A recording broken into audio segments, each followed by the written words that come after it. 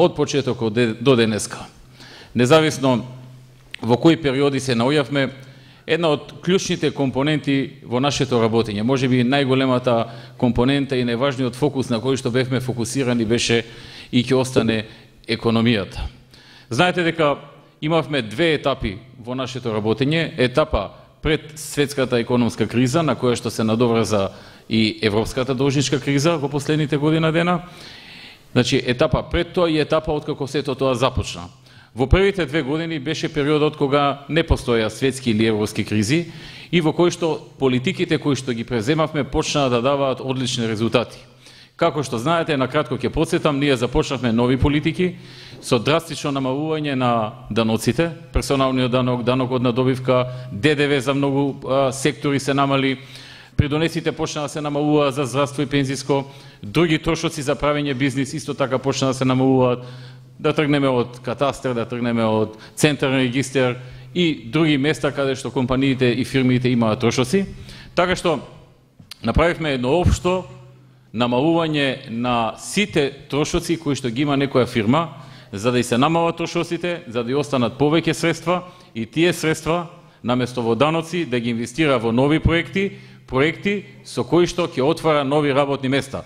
Тоа е филозофијата на нашето работење и тоа е филозофијата на сите десничарски партии во светот. Нашата филозофија е што помалку пари да прибира државата, се разбира освен најнеопходните за одржување на функциите на државата, а што повеќе да остави кај оние кои што вработуваат, кај оние кои што инвестираат, кај оние кои што отвораат нови работни места. Од тие причини го воведовме рамниот данок, од тие причини ги намаливме даноците на 10%, од тие причини подосна го воведовме и 0% данок на добивка за оние компании кои што нема да ја распредават добивката во дивиденда.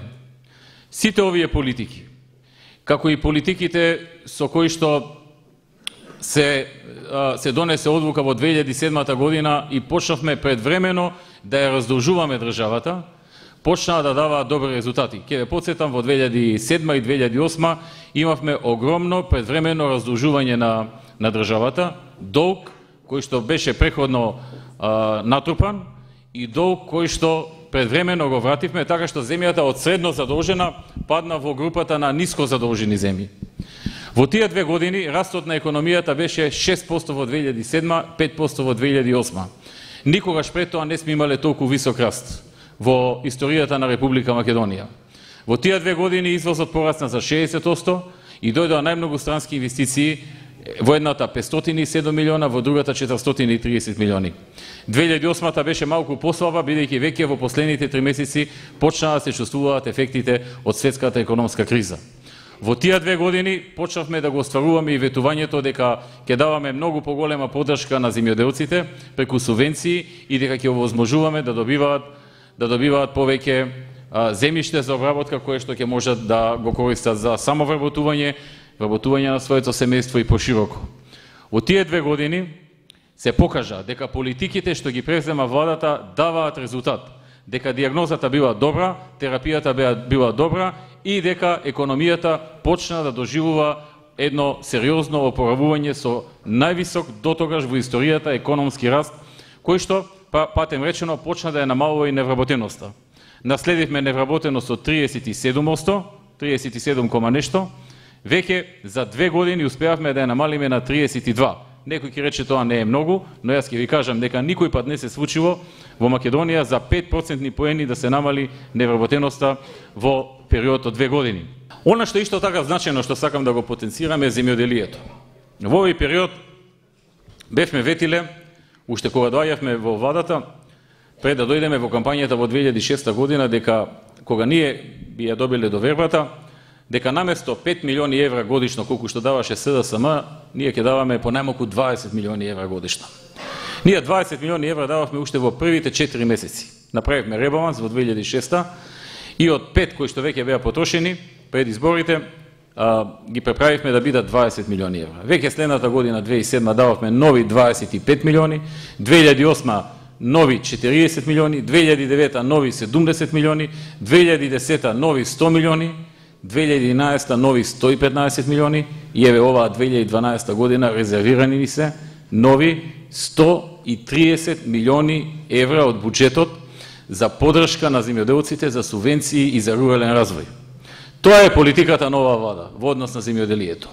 Втората точка беше да овозможиме на што повеќе граѓани да добијат земјиште, или да биде во продолживање, или има една друга програма за земјиште за луѓе приматели на социјална поддршка, или под концесија, и гледавме да има и такви, да има и индивидуални земјоделци, но некаде ако има и некој поголем фармер кој што може да развие големо производство, има треба поголемо земјиште да добие и тој, за да вработи луѓе и да води едно помодернизирано и посовремено земјоделие. Значи две паралелни програми. Така што можам да кажам дека ако во нешто бевме до крај доследни, тоа беше токму во секторот на земјоделието. Се разбира дека тука имаме и проблеми. Секој од вас ќе каже на некој му задоснила субвенција, некој бил за нешто онеправдан.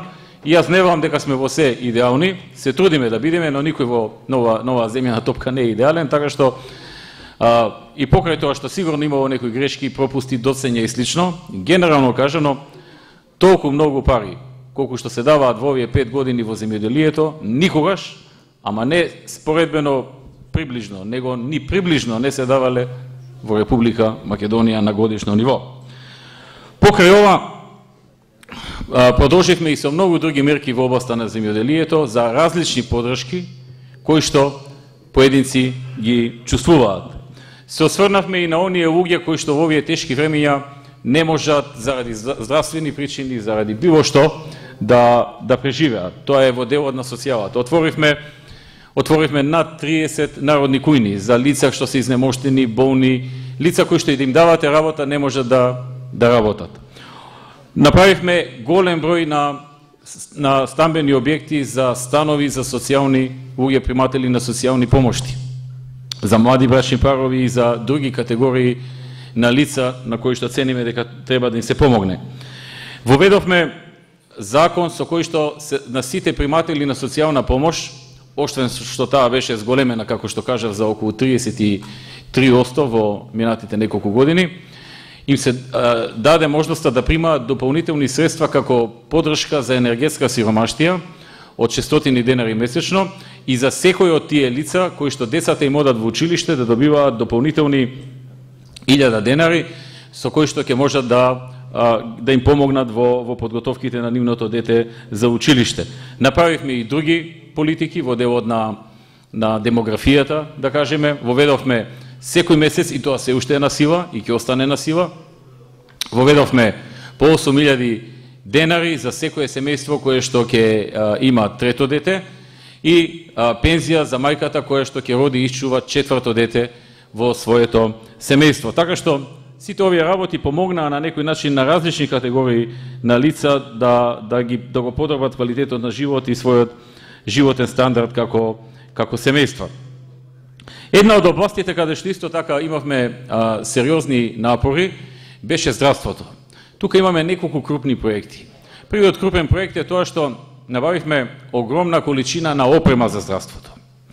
Околу 100 милиони евра се инвестираат во здравството, набавени се најсовремени апарати и опрема и практично во Македонија веќе нема нешто што лекарите на клиниките, во болниците го побараа, не го добија. Се разбира, секој на својот степен на ниво на здравство. Се разбира дека на терцијалното здравство клиниките се дава најсовремени, исто така на болниците, но се опремува и други помали болници во помалите градови. Така што огромна количина на опрема е купена, ставена е веќе во употреба. Може би еден мал дел од опремата се уште не е ставена во употреба, во смисла некаде треба да се изгради специјална зграда за некој апарат или и тоа веќе се прави, но можам да кажам дека над 90% од опремата веќе е пристигната, ставена во употреба. Лекарите се испратени или им е направен тренинг тука за да знаат да ја искористат таа опрема. И тоа е една нова фаза во Република Македонија во која што навистина лекарите беа оставени во тешка ситуација без современа опрема да се справуваат со проблемите на сите нас. Така што тоа е еден еден од крупните проекти. Толку многу пари за здравството не се обезбедиле во Македонија никогаш до сега. Ја можам да кажам дека од 1991 година, откако имаме независност, до моментот кога почнавме да ја набавуваме оваа опрема некаде во 2008-2009, до тој момент толку многу пари се вкупно не се употребиле за набавување на опрема. Нешто се добивало од донација, нешто наситно се купувало, нешто се наследило уште од СФРЈ, така што тоа што се набави во последните 2-3 години практично е поголема набавка отколку во целиот изминат период од осамостојувањето на државата па до денес.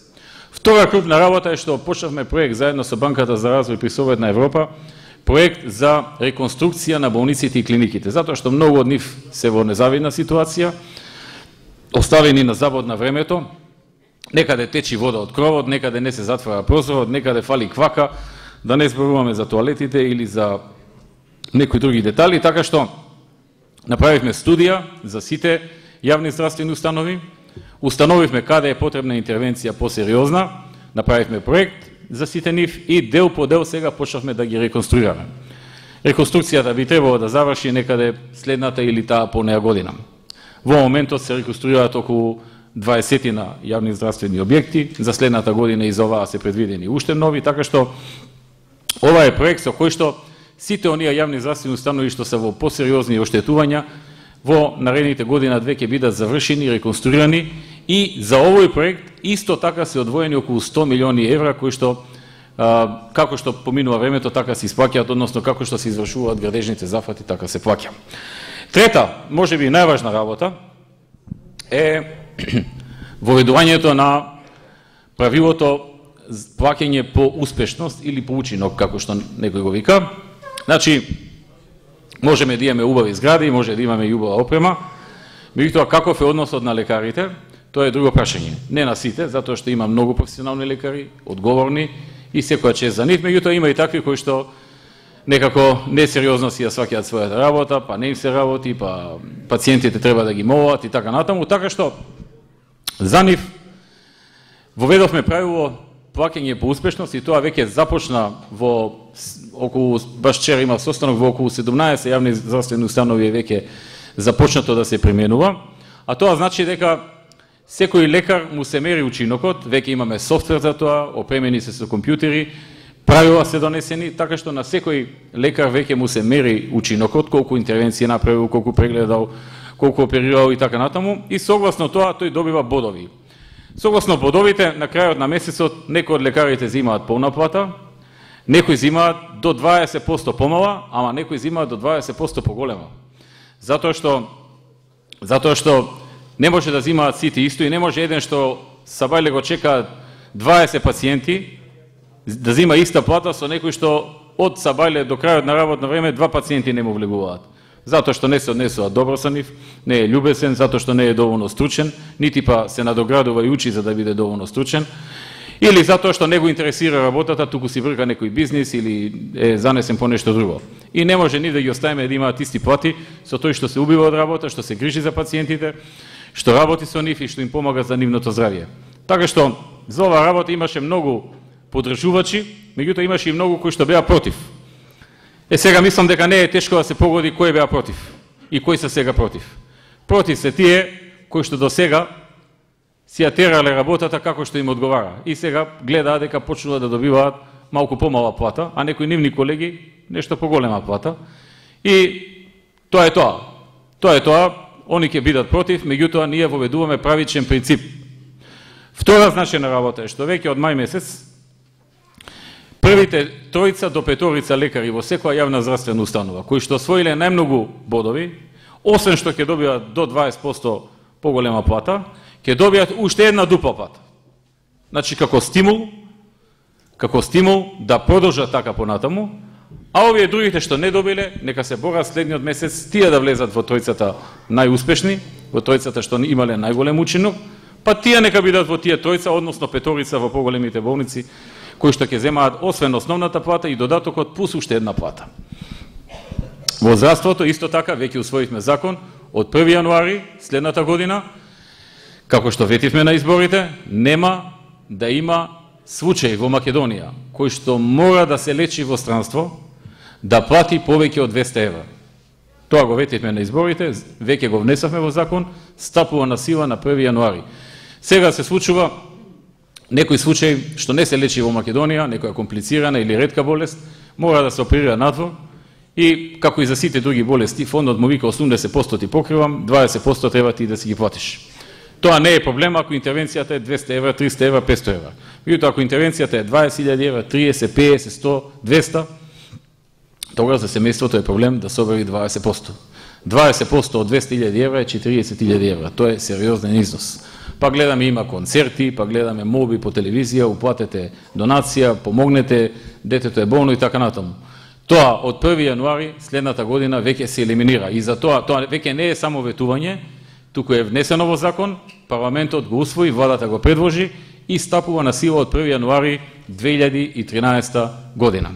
Јас само ќе напоменам некои од мерките кои што се дел од новата програма за финансиска поддршка на земјоделието, односно популарно наречените субвенции. Во дел од субвенциите остануваме на истите износи кои што беа од лани, во дел од субвенциите имаме мало зголемување, но севкупно гледано, значи, зголемувањето во просек е за повеќе од 12%.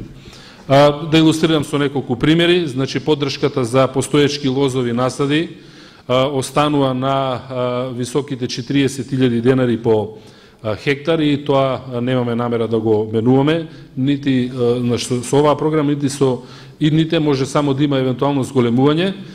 Веднаш да најавам, следната програма што ќе биде објавена за субвенции нема да биде само за една година, туку ќе биде програма за 3 години. Тоа значи земјоделците за 3 години однапред ќе знаат колкава финансиска поддршка ќе имаат за која култура. На тој начин ќе можете и да се испланирате, значи дали ви се исплати и што е она што може да го очекувате како финансиска поддршка од страна на владата. Ќе продолжиме со политиките што веќе ги започнаме со оваа програма, односно да правиме категоризација и форсирање не само значи на производството, туку добивање и на квалитет соодветен. За таа цел направивме за прв пат категоризација во некој од културите, порано тие беа ставени во иста група, но сега имајќи го предвид колку е трудоинтензивна, значи колку работна сила е потребна за дадена култура, колку е технолошки интензивна, значи и колку е цената на садниот материјал, со сите тие фактори направивме подела по различни категории и резултатот на тоа е дека кај некои од културите имаме навистина значителни зголемувања. Па сега да ги кажам. Кај праската, кај крушката, кај црешата, кај вишната, кај кајсијата и кај актанидијата имаме зголемување од 12% на поддршка, односно од 25.000 на 28.000 денари. Кај дуња, слива и смоква поддршката изнесува 25.000 денари и за прв пат воведовме во делот на овошјето за предадено овоше во преработувачки капацитети дополнителна субвенција од 2 денари по килограм за производителите. Значи за сето она овоше кое што ќе заврши кај производителите, кај преработувачките капацитети ќе има дополнителни средства. Во делот на градинарството истата категоризација е направена и субвенцијата за производство на доматина краставица е зголемена за 50%, од 20 на 30.000 денари по хектар, додека субвенцијата за производство на компир и пипер од 20 на 23.000 денари. За оние кои што одгледуваат, значи, градинарски производи во контролирани климатски услови, значи во пластеници и стакленици, се дава дополнителна субвенција од 90.000 денари по хектар. Тоа значи секој оној кој што со оние 30.000 денари кои што беа за домати краставица претходно што ги кажа, секој оној што произведува домати краставица во значи во стакленици и во пластеници ќе добива помош од државата 120.000 денари по хектар. Значи овакви износи се незапамтени, она што го кажа премиерот во историјата на Република Македонија, но тоа ја покажува и посветеноста на оваа влада кон секторот земјоделие. Понатаму за оние производи од значи кои што се предаваат во преработвачката индустрија од овој сектор, од градинарството, за пиперка и за корнишони, порано имаше субвенција од 1,5 денар по килограм, сега се зголемува на 2 денари по килограм за предаденото, а за останатите останува 1,5 денар. Она што ќе обстојуваме и ќе инсистирам уште повеќе и во иднина е форсирањето на производство на сточна храна, така да за оние кои што ќе произведуваат сточна храна и пченка, бидејќи пченката спаѓа во сточна храна, покрај субвенцијата која што за житни култури е зголемена од 8.500 на 9.000 денари, има дополнителни 1.000 денари по хектар. Тоа значи за сточна храна генерално ќе се добијат 10.000 денари по хектар. Ако уште се користи и сертифициран семенски материјал, се добиваат уште 3.000 денари по хектар. Повторно, значи, навистина големи износи. Продолжуваме и со подршката кон сточарството. Генерално, кај сите мерки кои што беа претходно има зголемување од околу 5%, но оваа година правиме и по прв пат мерки за зголемување на стадата, и значи кај секоја категорија има дополнителна мерка за сите оние што ќе ги задржат женските грла во стадата, бидејќи така се зголемува нели стадото, во зависност од тоа колкафе, значи за кое животно се работи, субвенцијата од 1.500 до 3.000 денари по грло. Дозволите ми да ве подсетам за дел од проектите кои што верувам добро ги знаете, но се реализирани на територијата на општина Градско со поддршка од страна на владата на Република Македонија. Изграден е локалниот пат Градско, село Долно Чичево во должина од 7 километри. Тоа е проект кој што е реализиран во 2009 година и за кој што од страна на буџетот на Република Македонија бе обезбедени 18 милиони денари. Изграден е и локален пат до селото Водоврати. Тоа е проект чија вредност е околу 9 милиони денари. Изграден е локален пат од селото Долно Чичево до селото Подлес. Тука се 6 милиони денари од страна на владата обезбедени. Изграден е локален пат од селото Кочилари за селото Кочилари до селото Кочилари во должина од приближно 1 километар. За тоа се потрошени 3 милиони и 800 илјади денари. Патот знаем дека не е завршен до крај, но очекуваме оваа година да биде целосно реализиран и населеното место да биде конечно до крајот на годината поврзано со асфалтен пат. Изградено и помошно фудбалско игралиште во Градско со помош на Агенцијата за млади и спорт. За овој проект се издвоени 4 милиони денари и изградена е канализациона мрежа во селото Уланци, за кој што се од оној претходен проект кој што го напоменав, алоцирани 4,5 милиони денари. Изградена е фекална канализација во село Градско, каде што се потрошени 2 милиони и 700 илјади денари. Имаме и систем за наводнување од 2,5 милиони денари, а би ги спомнал и подобрувањето на образовните услови, при што 2 милиони и 600 илјади денари се потрошени за реконструкција на училишниот објект на основното училиште Даме Груев и изградба на санитарни јазди во истото основно училиште во селото Водоврат и во селото Виничани. Иако граѓаните често пати истакнуваат дека имаме проблем во водоснабдувањето, не само во населбата Градско, него и во останатите населени места, и тоа е причината за тоа што во претходната година заврши реализацијата изградба на резервоар за вода за пиење од 250 метри кубни, резервоар кој што мислам дека ќе овозможи едно нормално снабдување, резервоар кој што ќе овозможи континуирано водоснабдување на граѓаните на населбата Градско, но истовремено со проектот кој што беше најавен од подпредседателот на владата на господинот Пешевски, на општина Градско и се одобрени средства некаде во висина од 300.000 евра, средства значи од 18 милиони денари, средства кои што ќе бидат искористени за подобрување на водоснабдувањето во останатите населени места во општината Градско.